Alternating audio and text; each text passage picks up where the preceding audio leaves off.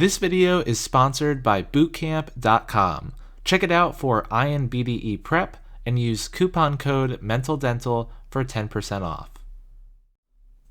Hey everyone, Dr. Ryan here. I wanted to make this video to add some new revised material from the AAPD, that's the American Academy on Pediatric Dentistry, regarding pediatric behavior management.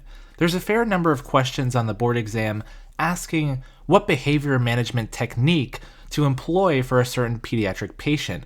You might have an 8-year-old with ADHD or a 3-year-old throwing tantrums, and some of the clinical cases can seem ambiguous, but once you familiarize yourself with the guidelines, they're actually pretty straightforward. So that's my goal for this video, and then we'll go through some example cases at the end to review the material. So first, let's cover the pediatric behavior types. Cooperative behavior means that the patient is communicative, comprehending, and willing to do what you ask of them. It's great, but that's not true for every patient. Not every patient is going to act this way. Avoidant behavior refers to someone who's trying to avoid you and avoid treatment. They might be turning away from you in the chair. They might try to hide behind their parents, which we call shielding. And this might deteriorate into some more uncontrolled behavior, which we'll talk about in a little bit. Defiant behavior means they're spoiled and stubborn. They don't like to be advised by adults and don't like to listen. Fearful or anxious patients means that they're scared of the dentist, experiencing some kind of dental anxiety. And I know fear and anxiety aren't quite the same thing, but for the purposes of this video and for the board exam, we'll group them in the same category. Uncontrolled behavior is most typical of the 3 to 6-year-old range. It means they're prone to temper tantrums. They can become hysterical, sobbing uncontrollably as well. So this is going to be your really uncooperative patient. Tense cooperative is more typical of the 7-year-old or older age range, and that's where they grab the dental chair handles really tightly. They want to behave, but they're very nervous. And then a whining patient refers to someone who's continuously wailing, but there are usually no tears involved. So there are different behavior types and different behavior management tools that can and should be tailored to each individual patient, whether they're an infant, a child, an adolescent, or someone with special healthcare needs, in order to deliver the safest dental care. And that's what we'll talk about in this video. So let's start with the behavior guidance techniques that you can and should implement for all pediatric patients. So basically, I'm going to start with the most conservative techniques that should be used in every patient, and then we'll end the video with the most aggressive techniques that should be used only in certain circumstances. So with pre-visit imagery, you want to provide the child with a positive imagery of dentistry. So this doesn't necessarily mean having pretty walls and cute stuffed animals laying around, but more like having smiling photos of the dental staff and nice photos of the dental operatory or of the dentist working on a patient hanging up in the waiting area for the patients and the parents to see while they're waiting. You provide a positive context for the dental visit, and this is indicated for any and all patients. Direct observation is where patients are shown a video or directly observe a young cooperative patient currently undergoing dental treatment. It might even be a sibling of the patient. The goal is to give the patient a good role model and familiarize the patient with the dental setting. It also provides an opportunity for the patient or the parent to ask questions about the dental procedure in a safe, controlled environment. This also is indicated for any and all pediatric patients. Distraction involves diverting a patient's attention away from something unpleasant. A good example of this would be shaking the patient's cheek while you give a local anesthetic injection in order to distract them from the very unpleasant injection. You could also use things like earbuds for music, or if you're really fancy, some virtual reality eyeglasses, or maybe they get to play a video game or something like that to distract them from what's going on inside the mouth. This is indicated also for any and all patients. So tell, show, do is one of the best and simplest things that we can do. So if we break this down, tell means we explain the procedure in terms that are appropriate for the patient's age and developmental level. So for instance, we have a young child. Instead of saying we're going to place some etchant on your tooth, we might say, let's place some shampoo on your tooth. Or instead of let's use this suction device to collect your saliva, we could say, here's Mr. Thirsty that you can spit into, but he's really thirsty, so it'll be pretty loud, or something like that, just to make it more approachable and more relatable for the patient and their current age. Show means that we carefully demonstrate visual, auditory, olfactory, and tactile, so it's all the senses except taste, all those aspects of what you're going to do in a non-threatening way, so there are no surprises for the patient. And then we do exactly what you said without deviating from your tell and your show. So the goal with this is to familiarize and desensitize the patient to what's going on. This is effective for any and all patients, but especially effective for patients with autism spectrum disorder or attention deficit hyperactivity disorder. Systematic desensitization involves gradually exposing a patient to components of a dental appointment that might cause anxiety. A good example of using this for an anxious patient's very first dental exam would be having that patient watch an introductory video of the practice with their parents at home, probably on the practice's website. Then the parents would model actions with their child, like opening the mouth and practicing using a dental mirror at home, so the patient is still very safe in a familiar environment at their house, but they're starting to get some exposure gradually to what happens during a dental visit. Then the parents might bring that child in for an office tour, maybe even during non-clinical hours. So maybe just to check out the parking lot and the building and how to get into the practice and that sort of thing. Then you could do another tour during clinical hours to see the dental operatory in action, but still no treatment would be conducted. This would just be a first visit with no treatment, no chair time or anything like that. And then finally, after all of that, you could attempt an exam appointment. It can be effective for patients with dental anxiety or fear or on the autism spectrum.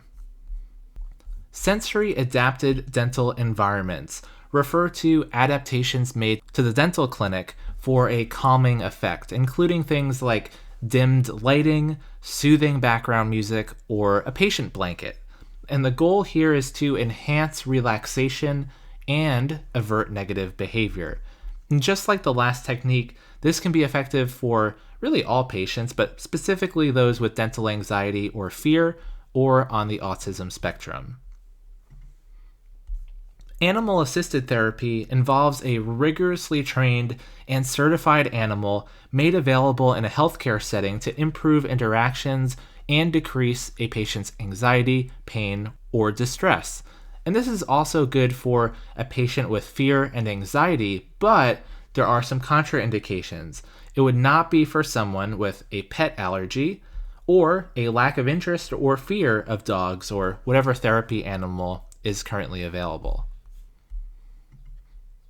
The picture exchange communication system involves a bunch of picture cards, and these are some examples of what they might look like, that the patient can pick up and show the dentist or the dental hygienist or dental assistant to express a request or a thought, like, I need to spit out, or I'm cold, or I need to take a break, or something like that. This communication technique was created for patients with limited to no verbal communication abilities, specifically for those with autism, in order to help them be able to communicate clearly and effectively and to give them a sense of control over what's happening. Voice control is a deliberate alteration in the volume, tone, or pace of your voice to influence and direct the patient's behavior. And the objective is to obtain the patient's attention and compliance, especially if they're being either avoidant or defiant. And this behavior management method would not be indicated for a patient with a hearing impairment or one who just doesn't communicate verbally due to age or a disability. The hand over mouth exercise is a patient management technique for pediatric dental patients where the dentist gently places a hand over the child's mouth and softly tells the child that his hand will be removed as soon as the child is quiet and can listen without being loud and disruptive to what's going on. The newest AAPD guidelines make no mention of this technique. And why is that? Well, it's outdated and frankly kind of barbaric. In fact, it can be misconstrued as assault on the patient. So never select it as an answer choice unless the question's asking you what not to do. So no indications as far as I'm concerned for this old outdated technique. Protective stabilization refers to restriction of a patient's freedom of movement with or without their permission. So it can be a little bit controversial for that reason, but sometimes it is the right answer on the board exam. And don't worry, we'll talk about when it is. So there are times where physical restraint decreases a patient's risk of injury while allowing safe completion of treatment. And in those cases, it is a good idea. It also requires informed consent from the parent or guardian before using it. And then just to discuss some definitions, passive restraint refers to a device that stabilizes the patient, like the papoose board shown here. An active restraint involves another person or people that are actively stabilizing and holding the patient. It's best used when the patient is moving uncontrollably and has an urgent treatment need. A papoose board must be used with caution for patients with respiratory compromise. This would be asthma, or maybe they're taking sedatives that slow down their respiratory rate, because when this thing is tightened around the chest, it can really restrict respiration. So if there's already something respiratory going on, we really want to avoid this. And if there's non-urgent care going on, if there's some elective procedure or maybe even a recall exam, protective stabilization is a bit overkill. Probably don't need to go that far. Now, dental disease usually is not life-threatening, and it makes sense to defer treatment in certain circumstances. When a child's behavior gets to the point of being hysterical and uncontrollable after some conservative attempts to calm them down, a decision to defer depends on the urgency of care. If it's a routine exam or you're obtaining x-rays or applying sealants that can wait until the next year, you can defer care. Deferring until the child is able to cooperate might be appropriate.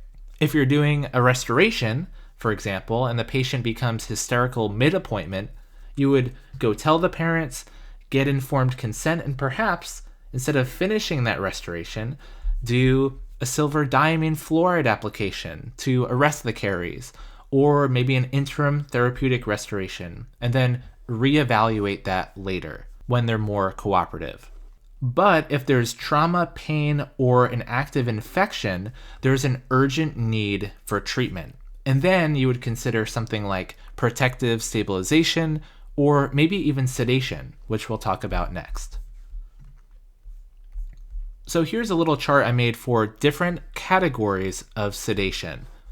So I'm going to go from left to right here, from the least amount of sedation to the most amount of sedation. The first category here is minimal sedation or anxiolysis. Although cognitive ability and coordination is impaired, the patient can still respond normally to verbal commands. And this can be accomplished with nitrous oxide inhalation or a sedating medication, like a benzodiazepine, like diazepam, or with an opioid, like hydrocodone. The next level up is moderate or conscious sedation, which is defined as a minimally depressed level of consciousness where the patient can still maintain their airway and respond appropriately to verbal and tactile or physical stimulation. So they're still conscious, but it's just a depressed level of consciousness. So again, respiration is slowed, but no intervention is required, and this can be accomplished usually with a stronger dose of nitrous oxide, or combining nitrous oxide with a sedating medication, or combining several sedating medications with each other. For example, opioids produce more analgesia, and benzodiazepines produce more amnesia. and combined, they provide moderate sedation. Now, the next category up is deep or IV sedation, which is defined as a controlled state of depressed consciousness. Now, unlike general anesthesia, which renders you completely unconscious, IV sedation brings you to a state of semi-consciousness. So you won't be fully aware of what's happening, but you will be able to respond to verbal commands or light touches. Some call it twilight sedation for this reason. If you're going to get all of your wisdom teeth taken out, this is usually the option that surgeons might present for you.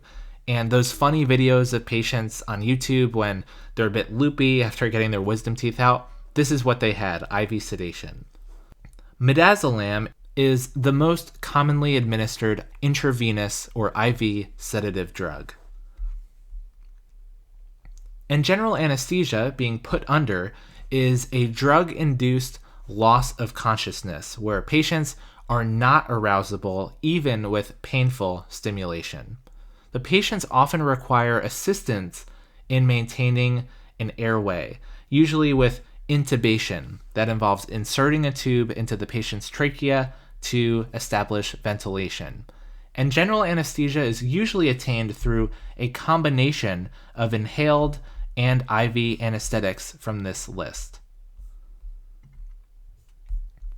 So minimal sedation is usually accomplished with nitrous oxide oxygen inhalation, which is a safe and effective way to reduce anxiety. For maintaining a minimal state of sedation, just enough to take the edge off and reduce anxiety for the patient, you would not go above 50% titration of nitrous oxide, and ideally not mix with other sedating medications like benzodiazepines to avoid moderate or deep sedation. The indications for this would be a fearful or anxious patient, certain patients with special healthcare needs, a patient whose gag reflex interferes with dental care. Nitrous oxide can be very helpful for that. Also indicated for a patient for whom local anesthesia cannot be obtained, or even a cooperative child undergoing a lengthy dental procedure. Nitrous oxide could be helpful there. Some contraindications, specifically for the pediatric population. A very young or immature child, let's say less than 3 years old, would not benefit from nitrous since they need to understand what's going on and verbally communicate with you. Restraining a hysterical child and flooding them with nitrous oxide would not be helpful. Similarly, someone who's non-communicative would not benefit from nitrous oxide because they need to verbally communicate with you how they're feeling, how they're doing. Respiratory compromise from the common cold or another upper respiratory tract infection, nasal blockage, or COPD, those are all contraindications as well because we want an unobstructed respiratory tract. And then patients with sickle cell disease and any cancer patients who might be undergoing treatment with bleomycin sulfate, that's an antibiotic used in cancer therapy, are also contraindications for nitrous oxide. The moderate or conscious sedation is used to help ensure safety, health, and comfort of the patient. The AAPD recommends conscious sedation for patients requiring dental care who cannot cooperate due to a lack of maturity, disability, young age, and also those who are just fearful and anxious. So contraindications, though, to conscious sedation. It's recommended that patients with certain predisposing conditions who are ASA, that's the American Society of Anesthesiologists, class 3 or higher, which means they have severe or uncontrolled systemic disease, should not be given sedation, or at least not outside a controlled hospital setting. Now, a patient with hypertension, asthma, or epilepsy, if it's pretty well controlled, they might actually benefit from sedation since these conditions could be aggravated by the stress of a dental procedure, and sedation is helping to negate that stress. And again, this is something you would only do if the patient requires dental care, so it would not be used for elective care. And now I'm grouping these last two options together since the board exam will not force you to choose one over the other. And I'll say rarely are these ever going to be the correct answer unless a patient is undergoing some kind of big surgery. And that's because behavior can typically be managed with the many other more conservative options we went over. The AAPD recommends deep sedation or general anesthesia for all the same reasons as for moderate sedation, except that the patient is extremely uncooperative, fearful, or anxious, or they're physically resistant and they have substantial dental needs and no expectation that behavior will improve anytime soon.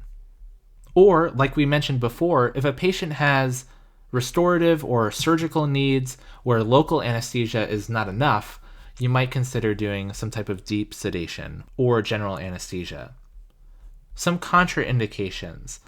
A cooperative pediatric patient likely wouldn't use deep sedation or general anesthesia. And once again, with ASA class 3 or above, you just have to be careful. Now, this is not an absolute contraindication. In fact, there are no absolute contraindications to deep sedation or general anesthesia other than outright refusal of the parent or guardian. In the case of a pediatric patient, they just say, my child is not getting that. Or if the patient is allergic to a sedative drug, which is very rare. Porphyria involves some sunlight sensitivity. Hepatic insufficiency is a contraindication because drugs like midazolam are detoxified in the liver. If a patient has minimal dental needs, that can usually be accomplished with something more conservative, and financial limitations might be a consideration as well. All right, so with all of that information we just went over, I want to present two case examples for you to think through and that we can go over. So, first one, a 6-year-old patient exhibits defiant behavior at a recall examination. Which behavior management technique is indicated? If you want to go ahead, pause the video and think through it, go ahead. Otherwise, you can feel free to keep going with the video. So first clue, this is not an urgent treatment. This is a recall exam.